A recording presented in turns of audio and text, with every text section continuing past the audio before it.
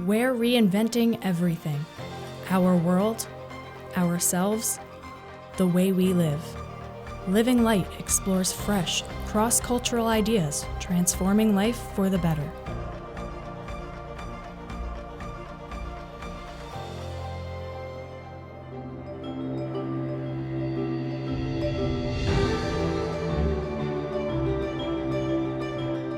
The Culinary Institute of America is a thought leader in the food world. The college trains both the next generation of chefs, as well as industry executives who influence how we eat now and will in the future. The mission of the Culinary Institute of America, simply put, it is to better the nation and the world through food. We were founded in 1946 at the end of the Second World War, basically as a vocational school to train veterans returning from overseas, to prepare them for careers in the restaurant business. We moved to Hyde Park, New York in the 70s and began to broaden our scope. But if we look today at the status of the chef, it's pretty extraordinary how far we've come. Part of this evolution is thinking about the full life cycle of the food we eat, not just what happens in the kitchen.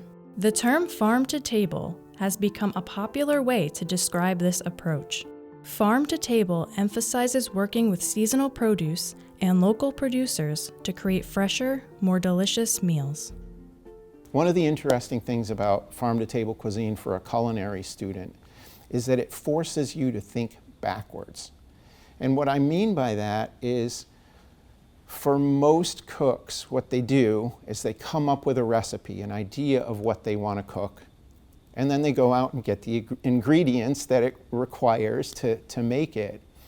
Farm-to-table cuisine requires you to do basically the opposite, to figure out what's beautiful and healthy and tasty and coming off of farms right now, and then what can I make with that set of ingredients? It's really sort of turning the idea of how you construct a restaurant meal on its head. It's more challenging in some ways, but it's also more creative. Alex Sarabelli began as a student at the Institute and has since become an instructor. Early in her career, she learned firsthand how to make the most of available supplies, having once cooked for a women's shelter.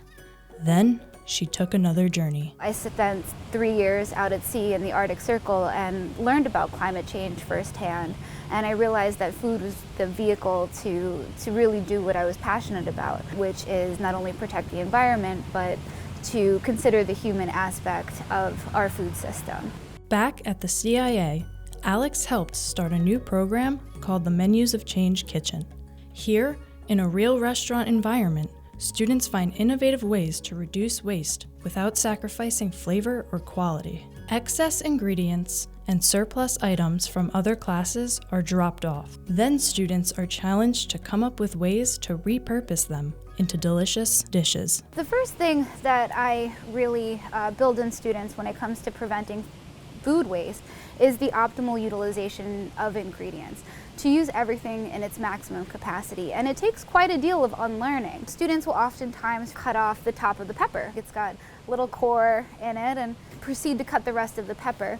You have a case of peppers, that's a soup, that's a sauce, that's quite a lot of product. When students enter the CIA, introductory courses emphasize the critical element of sustainability, both in cooking and in the food industry in general. One of the things that I think that we've done a really good job of is incorporating sustainability and local food and farm to table into our curriculum. You ask a group of students what's sustainability, is it good for the environment? And if they know a little bit more, is it sustainable financially? Is it too expensive? Is it something that's going to be able to carry on through their careers or their lives? You have people who are invested in being mindful about every ingredient we use and not wasting it, thinking of new solutions and new streams and new avenues for our ingredients so that they don't go into the compost bin. The World Food Program estimates we could feed 2 billion people with the food we currently discard.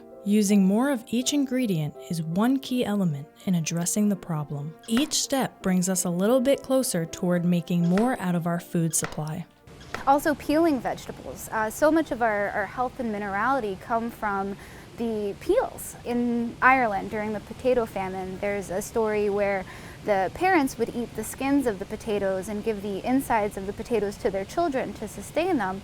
And the children ended up dying of malnutrition because the parents were getting all of the nutrients that are living inside of those peels. Peeling vegetables takes time, it takes labor, and you're oftentimes using a key source of nutrition and nutritional value in that ingredient. So optimal utilization isn't just about the ingredient itself, but the nutrients inside of that food.